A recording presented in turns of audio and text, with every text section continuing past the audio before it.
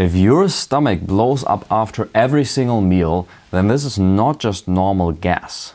Instead, this is actually something that you should pay attention to and fix. And actually, this is exactly what I have done when I had these problems around 2 years ago. And so this is exactly what I will help you try to achieve.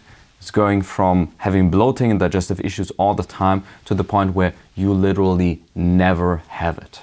Now let's first cover the common causes why you have bloating. So first of all, I kind of want to mention there are like tons of causes. And I'm being very serious here because there are actually so many causes that it can sometimes be very hard to figure out which one of these causes is actually causing bloating for you. And the thing is, often it's several causes, so you kind of need to try out different things. Now, these causes can kind of be categorized. So the first really big category why so many people are having bloating are food intolerances. And see, the thing with food intolerances is we all, like most people, have some kind of food intolerances. Some have more food intolerances, some have less food intolerances. But the thing is, when you go out and you eat a normal meal, there are so many ingredients in that meal, and if you're having any digestive issues from that meal, it's almost impossible to tell which one of these ingredients is actually the problem for you. You're just noticing wow, I'm getting bloating again, and if this is happening all the time, well, then that could be very annoying. The first common food intolerance is actually an intolerance to lactose, and therefore you're basically intolerant to most milk products because they have lactose. Lactose is basically the milk sugar that's found in milk and other dairy products. So I remember I used to consume a lot of something called quark. It's basically a variation, sort of a variation of yogurt that we eat here in Germany. And I used to literally eat that every single day a few years back. And thing is, I never really knew if I was lactose intolerant or not, because, well, we all know that if you're really lactose intolerant, you drink some milk, you're gonna have to go to the toilet immediately. This is like when you have it really bad. But you can kind of be in between things. And I just remember every time I used to eat or drink milk or something, I would always get very tired. Now, still to this day, I actually don't know if this was actually slight lactose intolerance back then already, or if this was just a lot of calcium and kind of the early effects of milk. But anyways, these days I definitely know that I have a lactose intolerance, and it's going to cause bloating for me in the beginning as well. And this is typically a kind of bloating, when you're smelling that gas, it usually has a strong smell. This is, by the way, something that you can also differentiate. I'm going to talk about that soon, but let's first of all move on to the next point. Of course, no, actually, before I move on to the next point, it's important for you, if you want to figure out if you have a lactose intolerance, you can, number one, get tested, or another way to just figure out if your bloating is actually caused by lactose is just to get rid of dairy for some time. Just cut it out of your diet and see if your bloating goes away. This is very simple. It could also be maybe you don't even have a problem with lactose, but actually with the protein found in milk called casein, and you could, for example, have a casein allergy. In that case, well, you would also get bloating from that, or you could get bloating for that, and you will see differences if you cut out dairy from your diet. Now, another big common reason why people have bloating is a gluten intolerance. Now, gluten is basically a protein found in wheat products, and we humans can't really digest it. It makes a lot of problems, and some people are very sensitive to it, and it can cause some bloating, especially if your gut microbiome is getting disrupted by it. It's actually a very similar story to the dairy story. The best way to just figure out if you have a gluten intolerance is just to cut out the wheat from your diet. Now, for many people, this is going to be a big thing for some time. In general, you're going to find with figuring out these food intolerances, you're gonna have to get rid of your restaurant food for some time and cut down on your food variety. But with this thing, you're going to realize wow, probably you're eating a lot of wheat products. It's going to be hard to cut all of them out and keep everything the same, because it's very important that you don't just cut out the dairy and cut out the gluten as well all at once, because then you never know if it was actually the dairy, or if it was the gluten, or if it was actually both of them. So it's very important that you do this sort of isolated. Another reason you could have certain food intolerances would be if you, for example, have a nutrient overload. So this is often overlooked, but I'm just going to give you some random example. You could have a copper overload in your liver from food, from diet, from even your drinking water. And then you will always have kind of bloating from this copper because you have gut dysbiosis because of the copper. This usually doesn't go away by itself. Now, how do you figure out if you actually have that? That's a little bit harder actually, and this is just something to keep in mind. I'm just giving you a lot of factors here because this is honestly rather something you're going to have to work with someone, in my opinion, to really figure this out. The last big one in food intolerances is FODMAPs. So you might have heard of this before. FODMAPs basically stands for fermentable oligosaccharides and like all sorts of stuff, and it's basically like this word stands for a lot of words that all stand for compounds that are usually very hard for us to digest. And they're more likely for you to cause a lot of bloating. And you could specifically to certain things, we're usually talking about plant foods here, like beans, for example. They have a lot of oligosaccharides, and this can cause a lot of issues in some people. Now, I want to mention here, because this is probably going to be highly valuable for you to know, is that although there are like these high FODMAP food, let's say like lentils, beans, they're hard for us to digest. And what you're going to read a lot, especially with this problem online, is like, yeah, this is kind of normal that you get bloating from eating this and that. I can tell you from myself, there are certain things that I eat that, like certain plant foods, they never cause any bloating for me. Never. Like I can eat certain beans and not get any issues from that. However, other people do get some, like I don't even get any kind of bloating, but other people do. Well then, to me, this is like a slight food intolerance. For example, for me as well, if I eat these kind of beans, like white beans, yeah, I'm also gonna get some issues with bloating, with like even soft stool. So I'm really not eating those kind of foods. This is just not good for me. And this is going to be important for you to know, because it's always like, yeah, those foods are so hard to digest, and it's almost like, yeah, everyone like needs to fart and from those foods. And that's not really true. Now, you can just Google this, like low FODMAP diet, and you're gonna find a lot of information on like foods that are high in this and that are low with this. So if you tried all the other things, you can also try going low FODMAPs, but I'm gonna give you some advice near the end of this video anyway, so you don't need to write that down. Other problems where you could have bloating would be, for example, if your food is passing too fast through your intestines. This could, for example, be because of a magnesium supplement. Then the food passes too fast through your digestive tract, and then there's always some gas that sort of gets released during this phase. And by the way, this is often, especially in the case of magnesium, this is often a non-smelly gas. Like if you have bloating and all that, then you're not gonna smell anything. So on the other hand, if it smells really bad, then this is usually a sign of gut dysbiosis, something like SIBO, for example. It could be a sign of you not digesting, for example, proteins very good. So maybe you're eating like a high protein diet and you're realizing you have this problem. Maybe you're just overloading yourself personally, like maybe your body just can't handle it. But it's usually like some kind of dysbiosis problem if it smells really bad. Another thing that actually goes back to the food intolerances category is also fructose intolerance. So this could also be a reason. In that case, just cut out foods that have fructose in them. And by the way, lactose and fructose intolerances will also give you like a lot of gas that smells really bad. And the last thing that causes bloating for some people is stress, or at least people complain about it. Now, I find that this is a little controversial. Now, why do I say controversial? Like so many people out there actually believe, yeah, my digestive issues are just caused by my stress.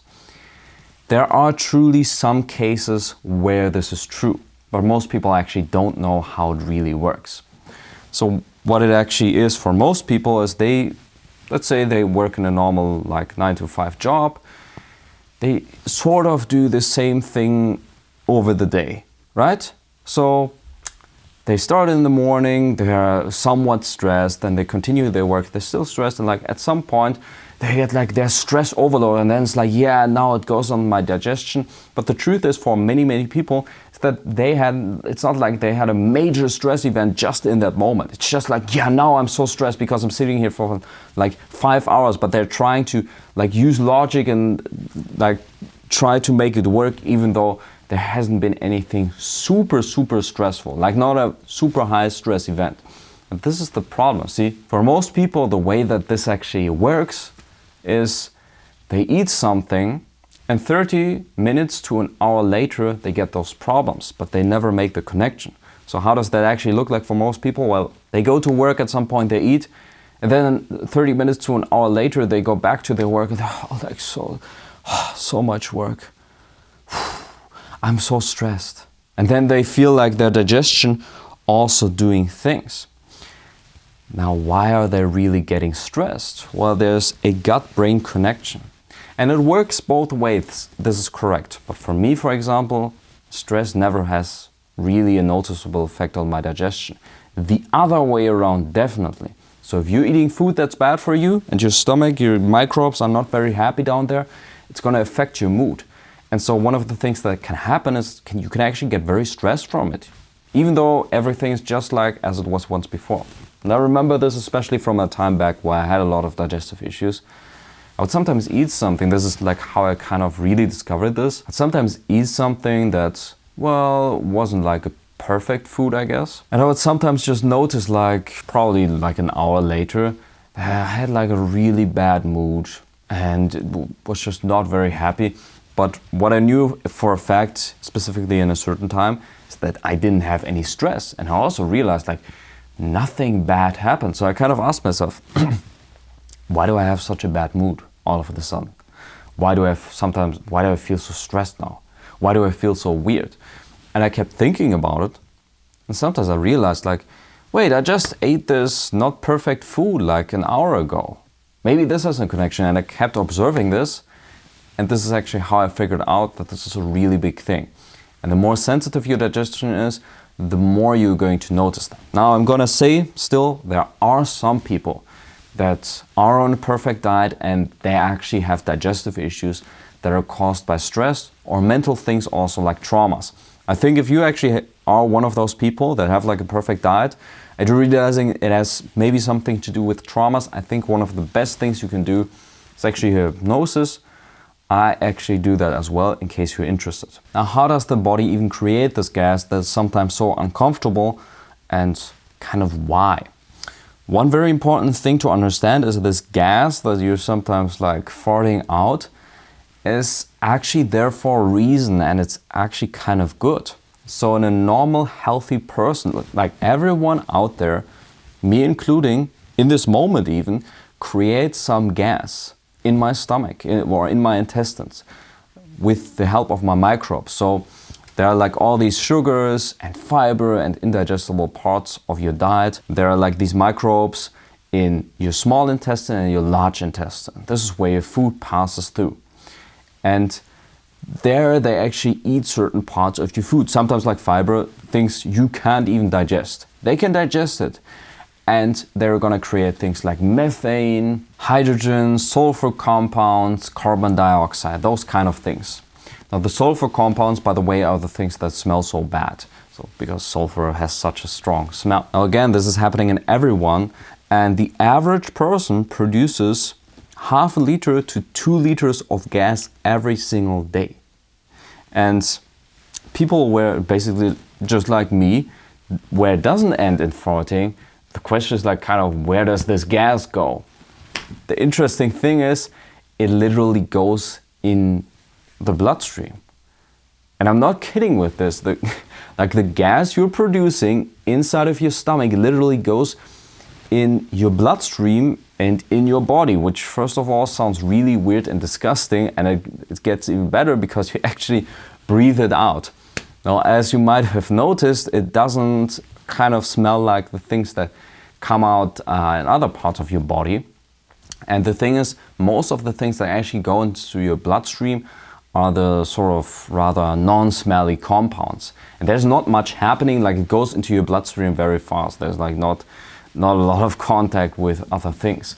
But still, like, what the hell? The first time I heard this, I was like, what? We actually absorb this gas. And in the person where, you know, that fart a lot, that have problems with that due to SIBO or whatever, they're producing, like, first of all, a lot more gas. Therefore, they can't just get everything inside their bloodstream, and it has to go out somewhere else. Or in general, they have a problem getting it inside of the body. And that might be you at this point if you're having a big problem with that. So this most of the time happens due to SIBO, which is small intestinal bacterial overgrowth. You basically have too much bacteria in your small intestine. They ferment too much of your food, actually eat too much food, create too much gas, or just generally dysbiosis, candida, whatever you want to say. Food sensitivities also create a change in your gut microbiome, and that also creates that. Or gut motility issues, which is just like a fancy word for your food moving too fast or too slow through your intestines. Now, how do you actually figure out what kind of problem you have and what to focus on? Well, I would start very, very simple, just like I used to start. The first very simple thing you can try is what I said in the beginning. You can cut out dairy first of all and see if that changes anything. The way you want to do this, literally, this is the only thing you want to do with your diet. Now, if you completely have to switch up meals because dairy was like the main ingredient sort of, then all right, that's the only thing you can do. But you want to let your diet be the same as much as possible so that you can see if there's a difference. Alternatively, you can also get a lactose test, but as I said before, you could also have a casein allergy. So sometimes it's just better to go with like how you actually feel if you cut those things out. Next thing you want to do, and this is like after you tried the dairy, see if that changes anything. So if you're realizing like your bloating goes away, like fine, you found your reason why you had bloating. If it doesn't go away, you need to dig further. So you need to look at things like gluten. This is the next thing that I would try to cut out of your diet. This is going to be much harder to maintain your normal diet and at the same time cut out gluten and then see if that changes anything significantly. Maybe with the dairy or also with the gluten, you're gonna realize like, yeah, it's getting better, but it's not actually fixed. Then this usually means either you only have a slight problem with it, and you might also need other factors, but many times it's just like, that's not really it. So the last thing you could try is a low FODMAPs diet. So just look at those things, and in general, what I would recommend to you to do here is go on some kind of elimination diet. So start like really, really simple. And as you're going to realize with trying all those things, you're going to have to change things with your diet if you're going to restaurants a lot, because that's just not going to work. Kind of need to control exactly what you eat for at least some time. Doesn't mean forever, it just means for some time. And by the way, you're also going to notice massive differences. And then you're going to start really simple. For example, you can start with something like rice, and then you add this, and then you see if that changes anything. Then you add that, and then you see if that changes anything. Then you broccoli, and then you see if that changes anything. And the cool thing about this is, by the way, the fastest way to do this. This is going to take some time, but this is literally the fastest way to do this. And you're going to realize things like, maybe you're one of those persons that actually can't tolerate broccoli. And this is going to be great for your life because maybe broccoli always makes you super tired. And then you're going to know like, oh, I better don't eat this broccoli thing because it makes me tired. And then you're not going to be that much tired anymore, right? So there's like a lot of benefits besides getting rid of your bloating. But if you kind of realize like, yeah, this does work, but I'm only tolerating really low FODMAPs foods, or if I go on something like the carnivore diet, then you probably need more help, because this is sort of not normal, and you can actually get rid of a lot of food sensitivities via different ways. This is actually something I teach in my consultations. And this is, by the way, the situation that I found myself in, because yeah, I tried a lot of those things. You can also try fasting if you're really into like gut dysbiosis and everything. Really the easiest thing is just to like fast for 1 or 2 days. This is going to take a little bit more effort when you have gut issues. It's harder to fast. But you're going to do that, it's going to starve off a lot of those bacteria and then see if that changes anything. But in many cases, you will realize it just grows back. My case. So I had tried many of those things, and then I just realized, like, yeah, I can eat only like a handful of foods. I want to be able to eat more. I want to be able to eat sort of normal again. And this is actually what I fixed as well. Except for, like, this is what I can promise you, I've never fixed my lactose intolerance, unfortunately. I can still not tolerate it at all. Or maybe it's gotten a little bit better, but still pretty bad. And as a last thing I want to say, I'm not really big into those like SIBO tests and in general like testing for a lot of things in your gut. I think it's super overrated. I don't see much benefit in it. I've never done it. I've fixed my issues. And you know, they usually do it for example, they test SIBO, so they can do, if you have SIBO, that they can do an antimicrobial with you, but they are pretty ineffective in my opinion, because 2/3 of people actually end up just getting the issues a few weeks to months again. So it just grows back there as well. And that's like for most things, yeah, you should go to the root cause and in my opinion not try to bomb out things that are there. It doesn't really matter what exactly you have. If you have those symptoms, it's usually connected to a few things. And once you fix that, well, you fix it. So that's going to be it for this video. If you need more help, you can also reach out to me. Hope you enjoyed. Check out my other videos and see you in the next one.